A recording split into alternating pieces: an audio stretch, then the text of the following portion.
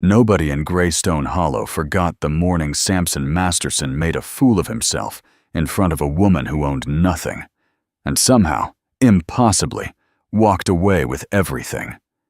It wasn't the words themselves that did it. Men had said worse things with better intentions. It was the laugh.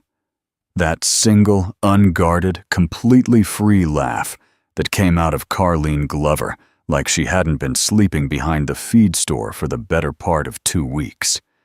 Like hunger was a minor inconvenience.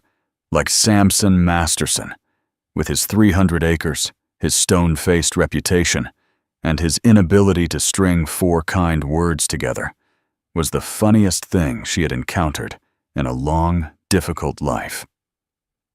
He thought about that laugh for a long time afterward, longer than he'd like to admit.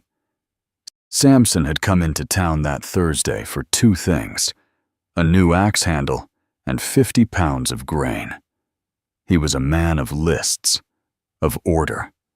His mornings started before light, his evenings ended early, and the space between was filled with work that left no room for anything unnecessary. He had built that life with intention, after years of learning that people, the soft, unpredictable kind, had a way of costing you more than they were worth.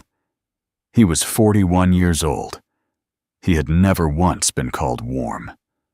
The feed store sat at the far end of Greystone's main road, past the post office and the barber shop and the little dry goods store that always smelled faintly of cinnamon. It was still early enough that the road was mostly quiet, just a wagon rolling lazily toward the mill and old Pete Surrency sweeping his porch with the same broom he'd used for 20 years. That was when Samson saw her. She was sitting on the ground beside the narrow alley between the feed store and the harness shop, her back against the wooden siding, her knees pulled up close. She had a worn canvas bag beside her that looked like it held maybe 3 things. Her coat was clean but thin, wrong for the altitude, wrong for the season. She wasn't sleeping.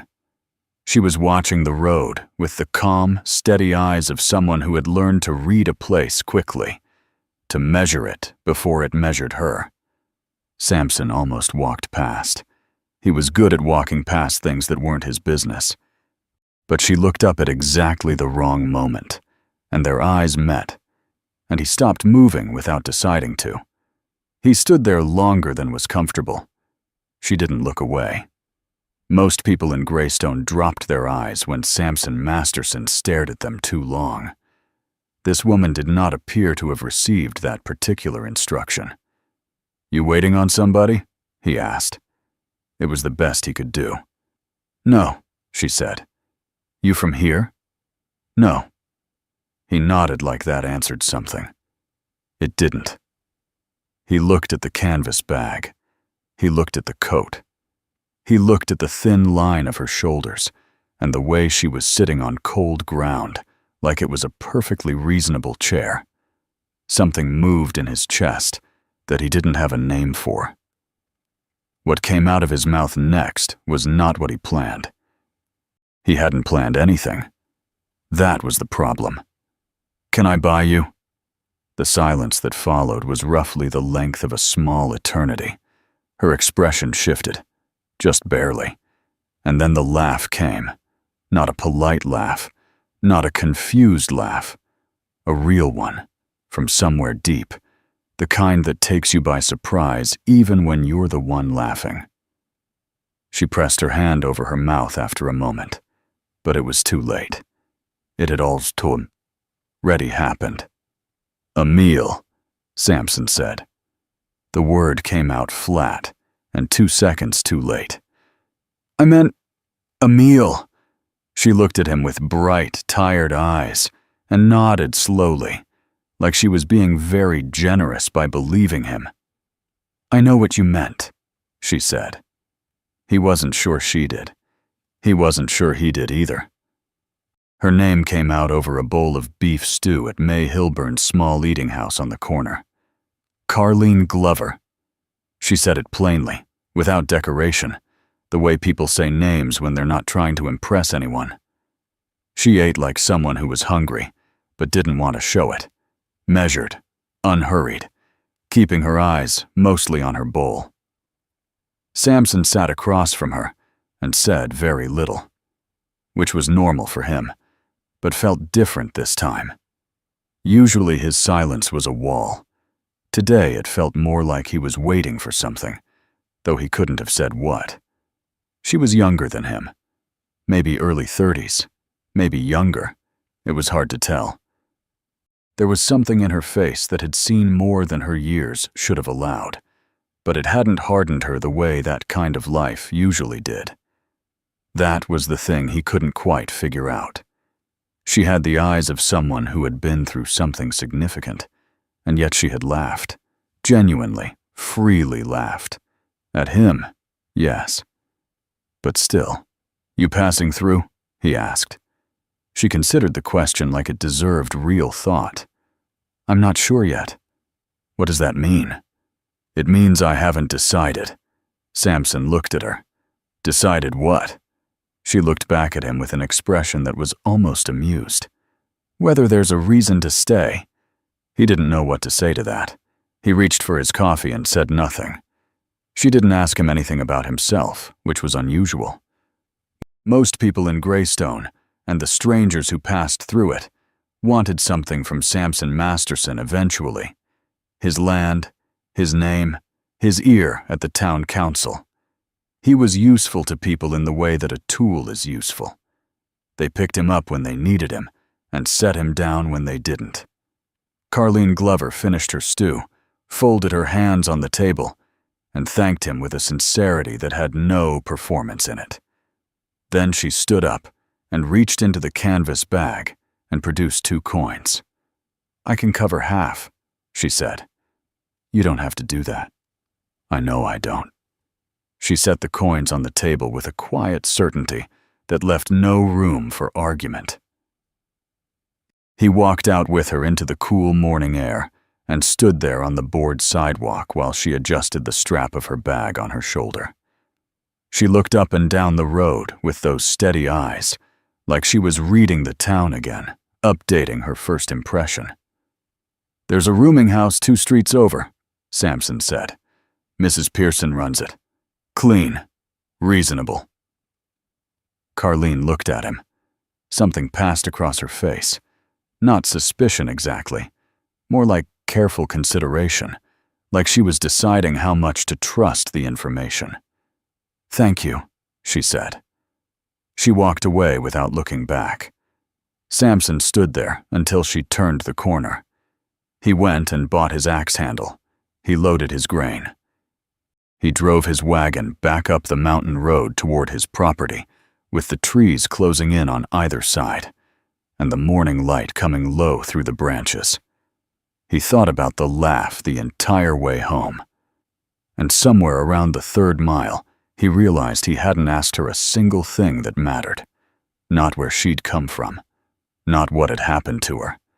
Not why a woman with that kind of quiet dignity was sleeping beside a feed store in a town she'd never been to before.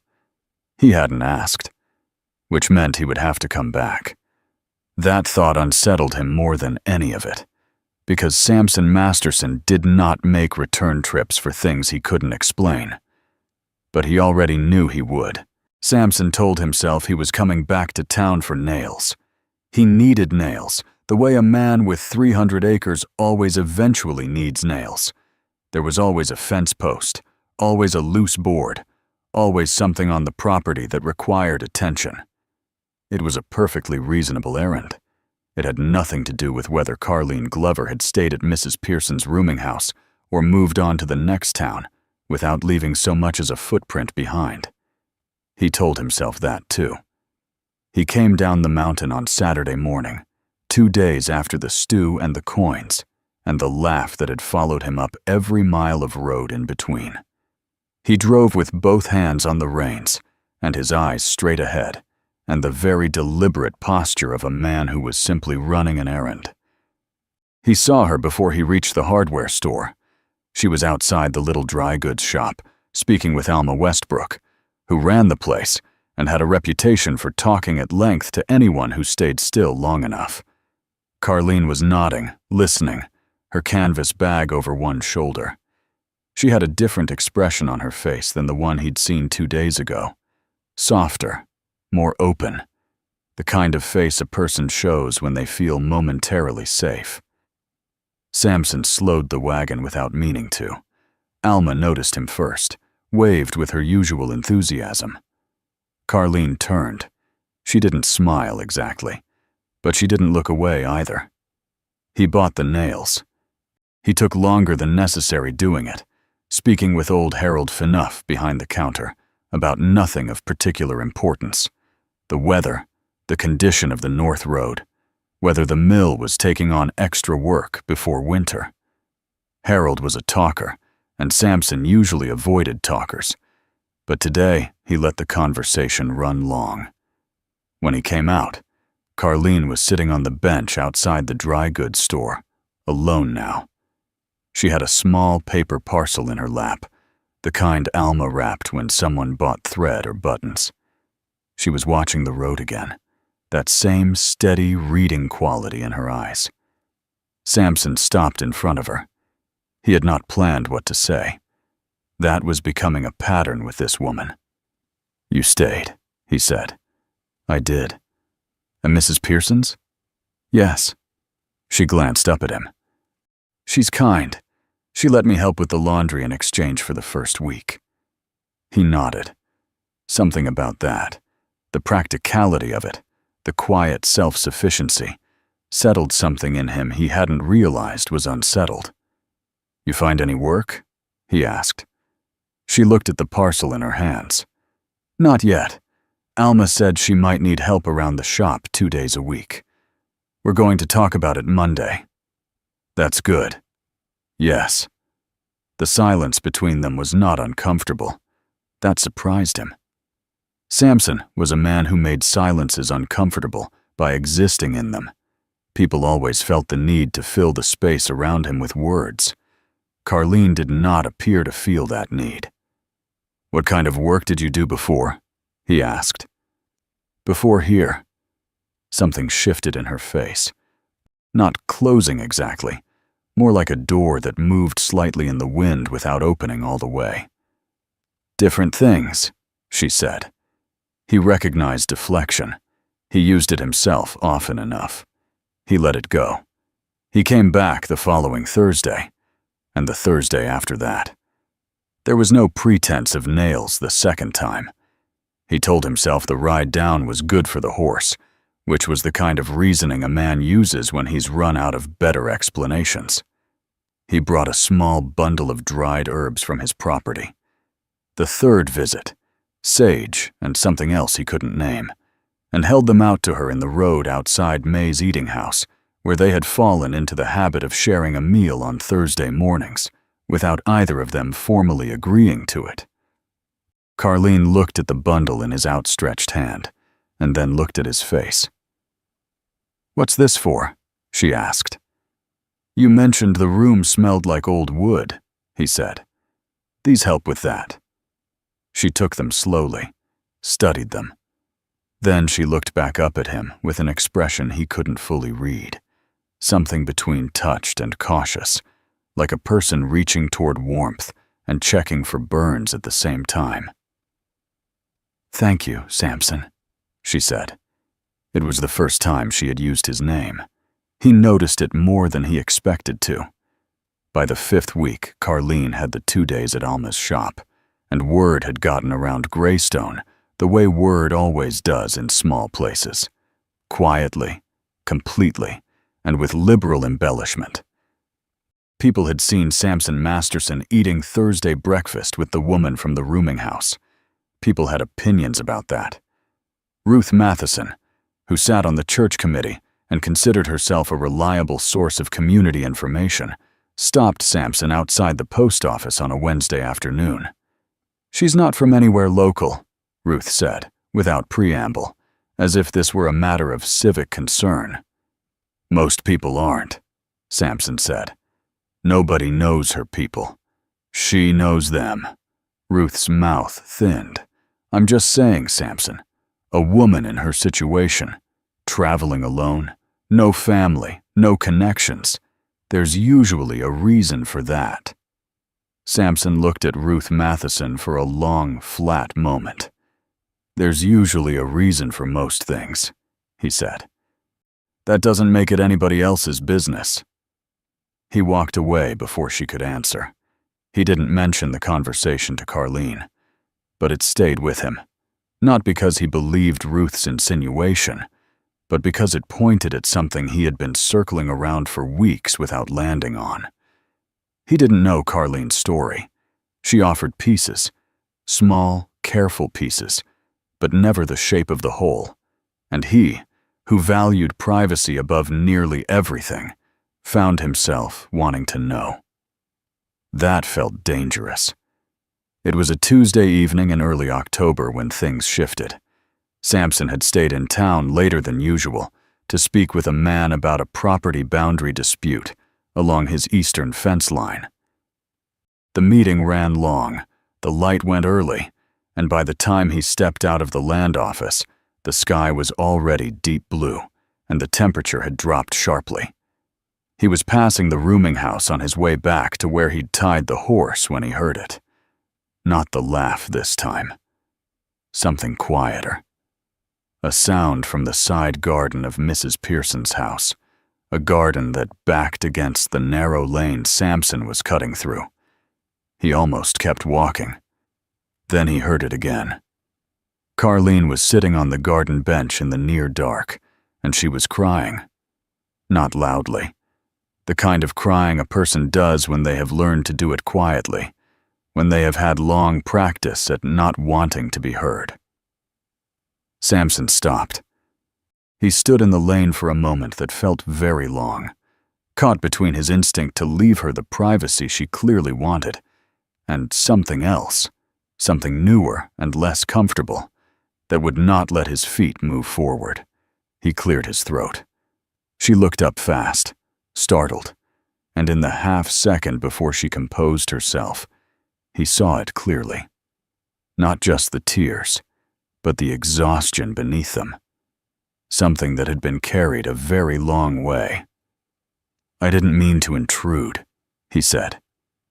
"You didn't." Her voice was steady, or nearly. She turned her face slightly toward the dark end of the garden. He should have said goodnight. He should have kept walking and given her the dignity of pretending he hadn't seen.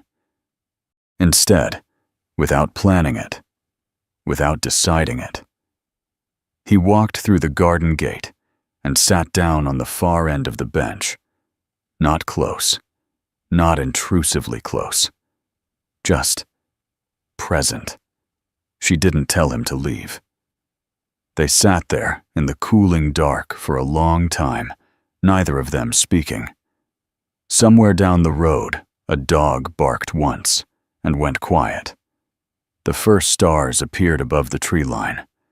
Samson sat with his hands resting on his knees and said absolutely nothing, and found, to his own bewilderment, that it was the most natural thing he had done in years. Eventually, Carlene said, very quietly, "I got a letter today." He waited.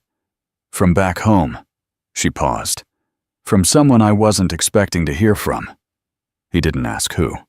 He waited again. "It's nothing dangerous," she said, as if she had read the question he hadn't asked.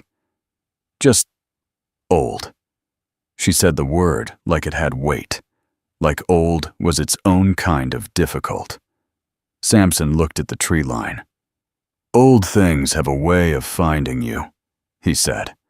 "Doesn't matter how far you walk." She turned and looked at him then, really looked at him, with an expression he hadn't seen on her face before, like something had been confirmed, like a question she had been holding quietly had just received a quiet answer.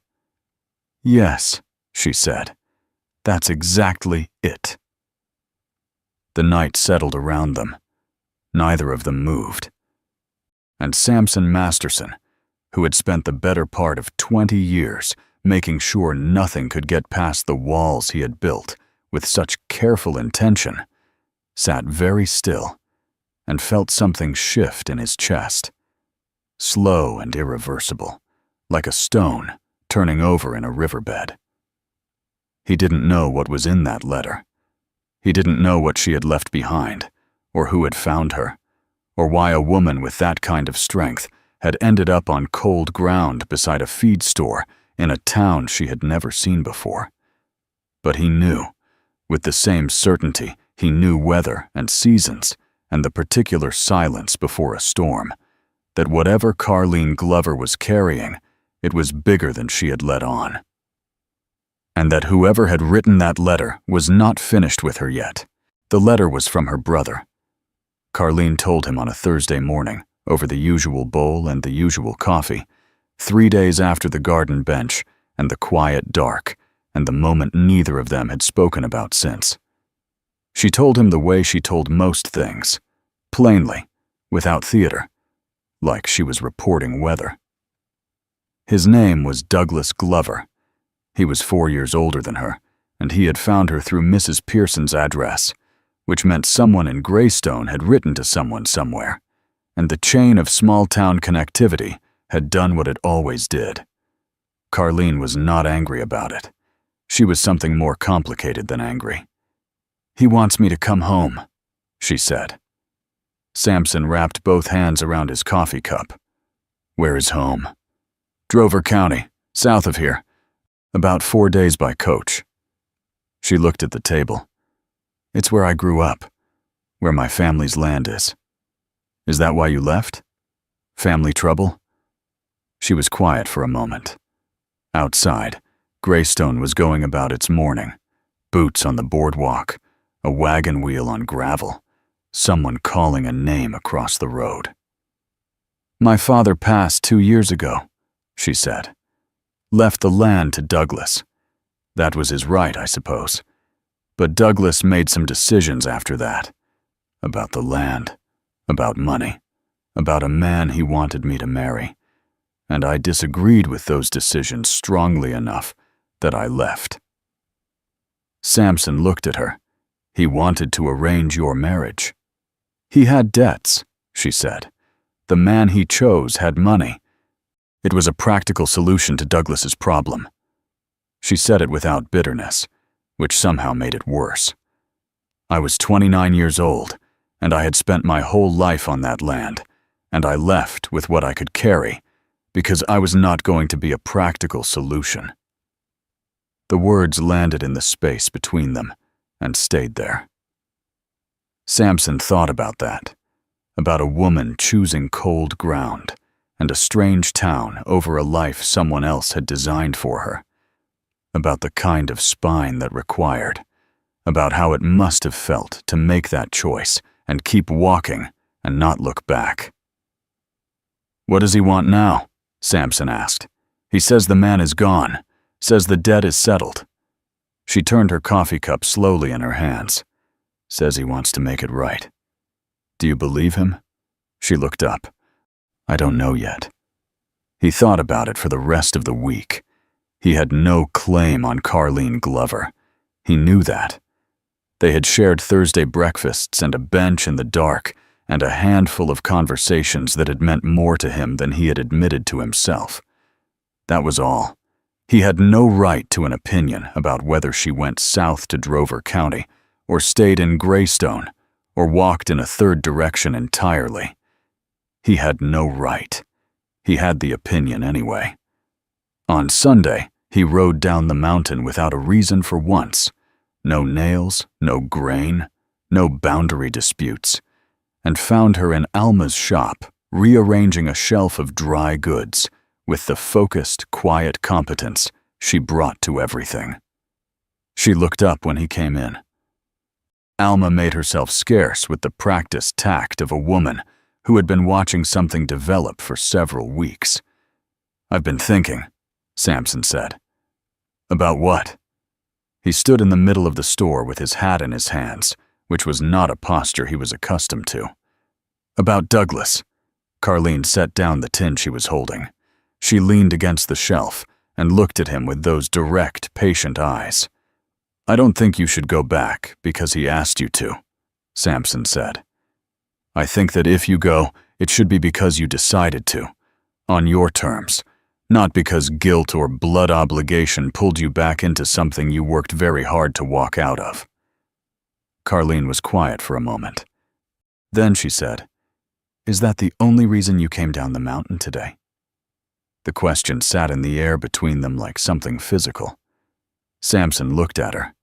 He thought about the laugh. He thought about the coins on the table. He thought about the garden bench and the way she had not told him to leave when she had every reason to. "No," he said. "It isn't." She held his gaze for a long moment. Something in her face opened. Not all at once, not dramatically, but the way a window opens on a morning that has finally decided to be warm. "Then say the rest of it," she said quietly. He was not a man who said things easily. He stood there for a moment with the hat in his hands, and the morning light coming through Alma's front window, and the smell of cinnamon in the air. And he thought about 20 years of walls and how none of them had done a single thing to prepare him for a woman who laughed freely and paid half and cried quietly and carried herself like dignity was something you kept regardless of circumstances. "I'd like you to stay," he said. "In Greystone. I'd like—" He stopped, started again. "I'd like to have more Thursdays." It was not a poetry.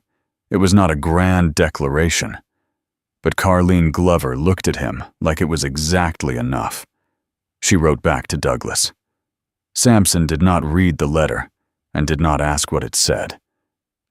But Carlene told him, 2 weeks later on a Thursday, that had become something they both now arrived at a little earlier than necessary, that she had told her brother she was well and settled, and that if he wanted to repair things between them, he was welcome to do it by correspondence first.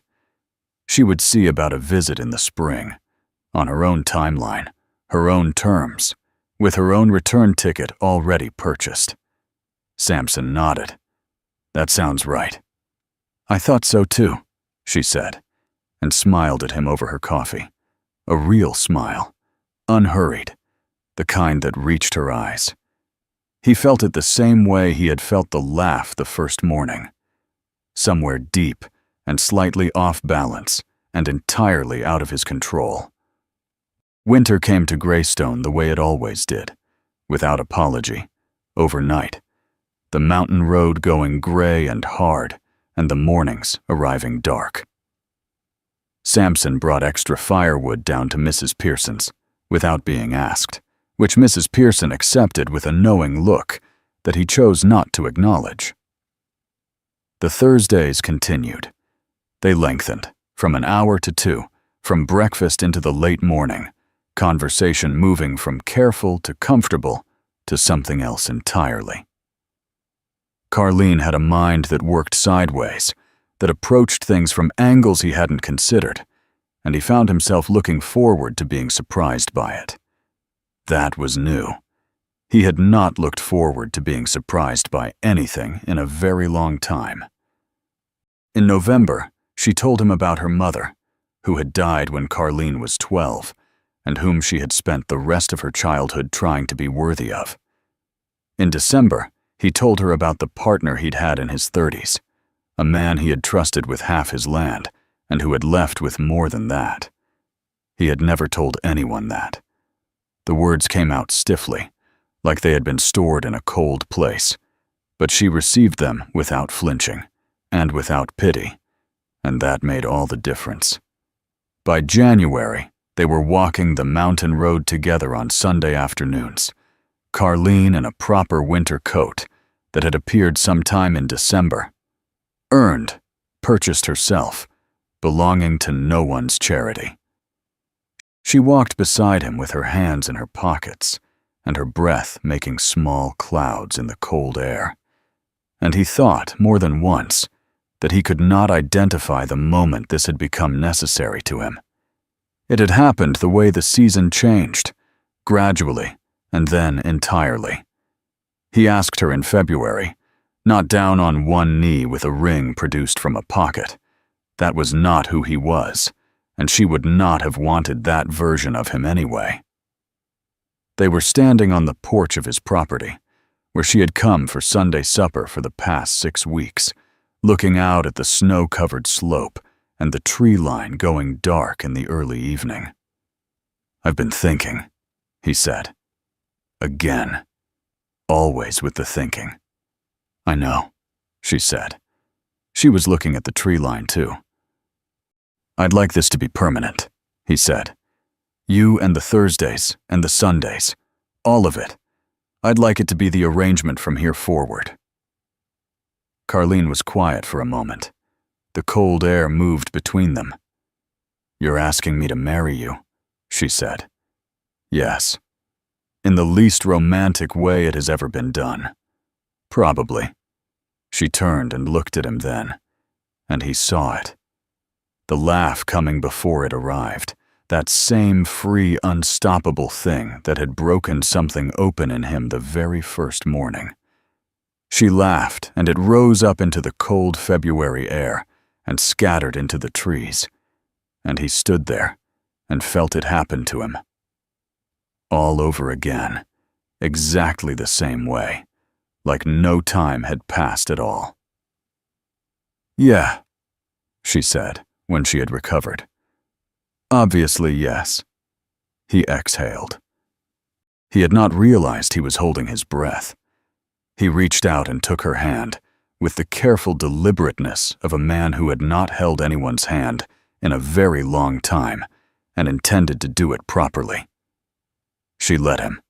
She laced her fingers through his, and they stood on the porch in the cold, while the sky went dark, and the stars appeared, and the mountain settled into its evening silence. They married in April, when the road was clear, and the trees were coming back, and Greystone was doing what small towns do in spring, shaking off the long gray and remembering it knew how to be alive. Mrs. Pearson cried. Alma Westbrook brought 2 pies. Even old Pete Surrency put on a clean shirt. Ruth Matheson attended, and said afterward that she had known all along it would come to this, which was the most generous revision of history Greystone had heard in some time. But nobody argued with her, because it was a good day, and good days deserve to be left alone. Carlene kept working at Alma's shop 2 days a week because she wanted to, and Samson never once suggested otherwise. She brought the same practical, steady competence to the house on the mountain that she brought to everything, and slowly, without either of them making a ceremony of it, the stone-faced place began to feel like somewhere a person could breathe. Douglas came in June. He was quieter than Carlene had expected, older-looking, carrying his own version of the years between them. There were things said, and things left unsaid, and a long walk around the property where most of the real conversation happened in the silences.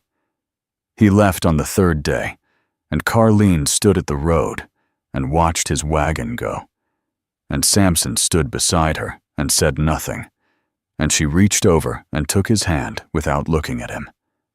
It was enough. It was more than enough.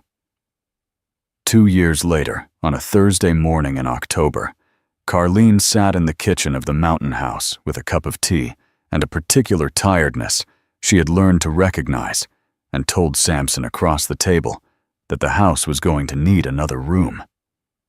He looked at her. She looked back at him. He stood up and walked around the table, and he held her face in his large, careful hands, and she laughed again. That same laugh, that first laugh, the one he had never recovered from, and he thought that this was the thing nobody had ever told him about a life built with the right person, that it didn't feel like a conclusion. It felt like a beginning, over and over again.